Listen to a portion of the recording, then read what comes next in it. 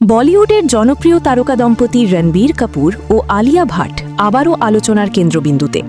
সম্প্রতি অস্ট্রিয়ার বরফে ঢাকা মনোরম পরিবেশে নিজেদের চতুর্থ বিবাহবার্ষিকী উদযাপন করেন তারা। মোমবাতির আলো, রোম্যান্টিক আবহ আর ব্যক্তিগত মুহূর্তে ভরা সেই উদযাপনের কিছু ছবি সামাজিক যোগাযোগ মাধ্যমে শেয়ার করেন আলিয়া, যা মুহূর্তেই ভক্তদের মন কেড়ে নেয়। তবে বিদেশে সেই রঙিন উদযাপনের পর দেশে ফিরতেই বদলে যায় দৃশ্যপট।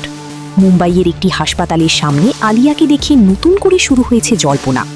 ঢিলে ঢালা সাদা পোশাক, কিছুটা ইলোমেলো চুল আর মুখে হালকা হাসি, এই লুকে পাপারাজ্জিদের ক্যামেরায় ধরা পড়েন তিনি। ভিডিওটি দ্রুত ভাইরাল হয়ে যায় আর তাতেই নেটিজেনদের মধ্যে নানা প্রশ্ন ঘুরপাক খেতে থাকে। বিশেষ করে দীপিকা পাদুকোনের দ্বিতীয়বার মা হওয়ার খবরে যখন বলিউড সরগরম, ঠিক সেই সময় আলিয়াকে হাসপাতালের সামনে দেখা যাওয়ায় অনেকেই দুই ঘটনার মধ্যে যোগসূত্র খুঁজছেন। কেউ কেউ ধারণা করছেন হয়তো রণবীর আলিয়ার সংসারেও আসতে চলেছেন নতুন অতিথি। আবার অনেকেই বিষয়টিকে সাধারণ স্বাস্থ্য পরীক্ষাও মনে করছেন। তবে এখনও পর্যন্ত এই গুঞ্জন নিয়ে কোনো মন্তব্য করেননি এই তারকা দম্পতি।